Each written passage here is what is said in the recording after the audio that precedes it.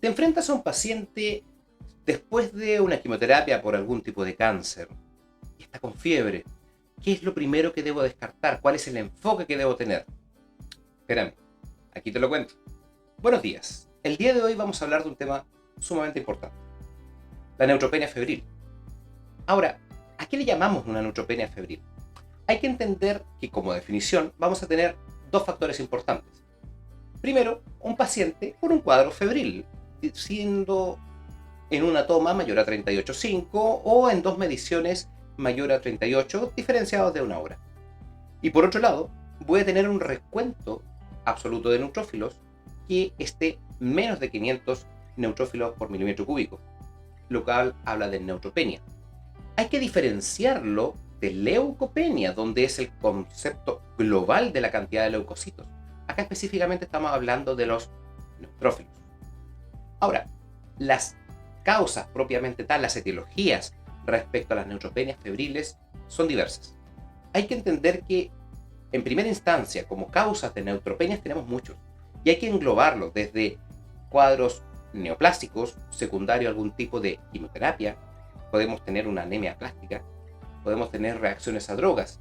Ahora, todos estos factores en el fondo tienen un cuadro en común.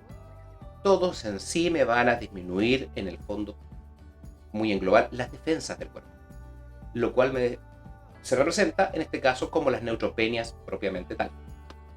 Ahora, sabemos que a nivel del organismo tenemos distintos tipos de barreras, distintos tipos de inmunidad, donde tenemos disminución de la inmunidad, tanto humoral, el daño de las barreras anatómicas, la desnutrición y la instrumentación excesiva, como uso de una sonda de distintos tipos. Por eso es importante entender que la disminución de los neutrófilos es una de las barreras más importantes también a tener en cuenta una vez que se logra o se pierden las barreras anteriormente mencionadas. Ahora, las etiologías infecciosas más frecuentes, donde estamos hablando del 50% de los casos aproximadamente, estamos hablando de gram positivos. Esto generalmente viene más de la flora endógena, que normalmente debería estar en nuestro organismo, y que generalmente se ve modificada secundario a la estadía hospitalaria. Los grupos patógenos en sí se pueden dividir en cocos gram positivos, bacilos gram negativos, por ejemplo, las enterobacterias, o distintos tipos de hongos, aquellos por ejemplo que son aspergillus, cándida, entre hongos mucorales, entre otros factores más que podemos mencionar.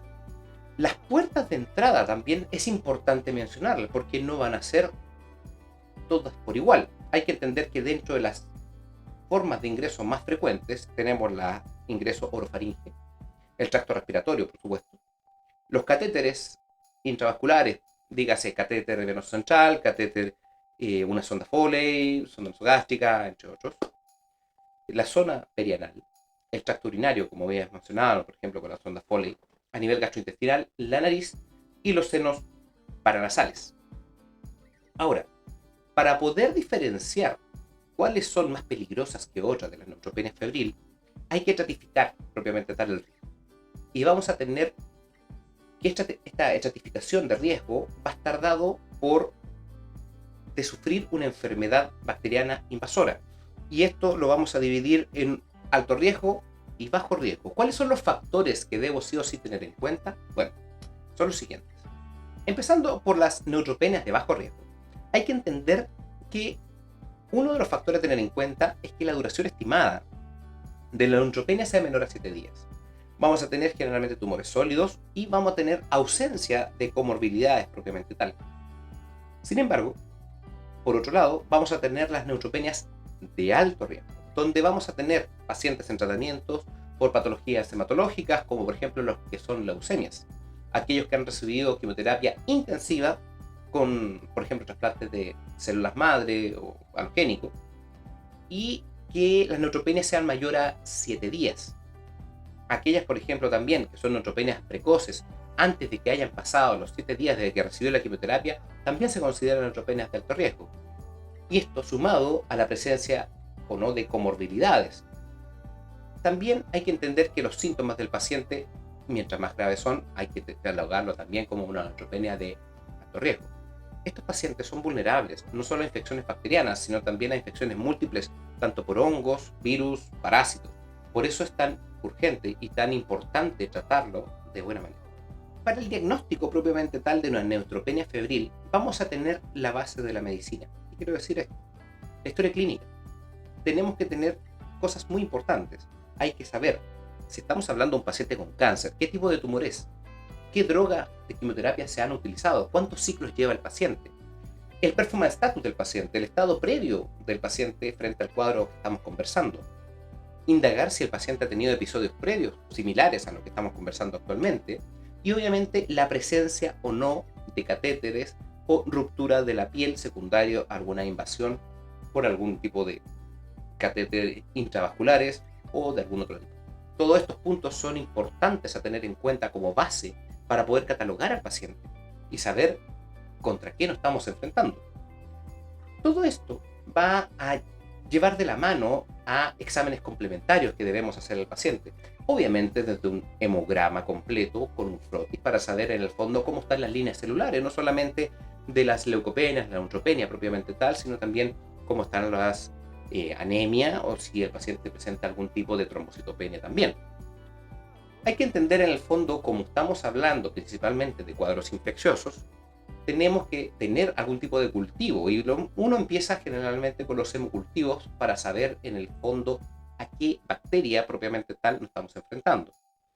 Por otro lado, si tenemos algún tipo de catéter, hay que entender que tenemos que tener cultivos de catéter de forma directa o de forma indirecta. Por otro lado, también tenemos que tener la presencia de urocultivos, exudado faríngeo, imágenes dependiendo de la clínica. Una radiografía o escáner de tórax si la clínica respiratoria lo amerita. O un cuadro de imágenes de abdomen y pelvis como un escáner también, dependiendo obviamente también la clínica. Hay que ir enfocado a nuestro diagnóstico, a lo que el paciente me relate. Todo esto va a ir dependiendo también si requiere algún tipo de punción lumbar el paciente o no, si la clínica neurológica también va a ir asociada. Muchos de estos pacientes, la clínica va a estar un poco larvada, donde los cuadros febriles va a ser el único síntoma inicial. Por eso es que uno, la verdad, es que tiene que ampliar un poco el espectro y empezar a descartar cuadros en sí. Es por ello que el tratamiento debe tener varios puntos en cuenta. Hay que entender primero la alta mortalidad que tienen estos pacientes, debido a las infecciones secundarias que estamos conversando en un paciente inmunocomprometido. El tratamiento antibiótico debe ser precoz y no tengo que esperar cultivos para ello. Mientras más precoz es, también tenemos que las sobrevidas se ven mejoradas. Por otro lado, si no sabemos el foco, ¿cómo enfrentamos el tratamiento antibiótico? Bueno, hay que abarcar distintos tipos de etiología, tanto microorganismos gram positivos y gram negativos, y como le iba conversando, también bacilos gram negativos. En algunos tipos de pacientes que son de bajo riesgo, generalmente el tratamiento es de forma ambulatoria. Sin embargo, no es el caso más frecuente. La gran mayoría de los pacientes con la neutropenia febril son de alto riesgo, donde debe el paciente ser hospitalizado en primera instancia y tener un aislamiento protector. ¿Qué significa eso? Estar solo en una habitación, que ocupamos las medidas de protección personal, tanto de contacto y de gotitas, para poder el paciente prevenir que nosotros más encima no le infectemos con algún otro virus, bacteria que podamos tener a nivel hospitalario. Todas estas cosas son súper importantes y no solamente basarse en el tratamiento antibiótico. Hay que ir viendo cómo evalúa el paciente en la clínica. Si en la clínica lo amerita, hay que ir enfocando si este cuadro estamos tratando en sí en la neutropenia febril en este momento, o puede ir evolucionando a algún tipo de sobreinfección. Es importante, como les digo y repito, generalmente estos pacientes se manejan de forma hospitalizada con un aislamiento protector secundario. Esto lo vamos a dejar hasta aquí. Es un tema súper amplio, es un tema que es necesario mucho más de un par de minutos para poder conversarlo. Sin embargo, lo vamos a ir hablando poco a poco a medida que vayamos transcurriendo en los siguientes videos. Deja tus dudas en los comentarios, no te olvides darle like y visita nuestra página web drsenio.com. Nos vemos muy pronto, que estén muy bien.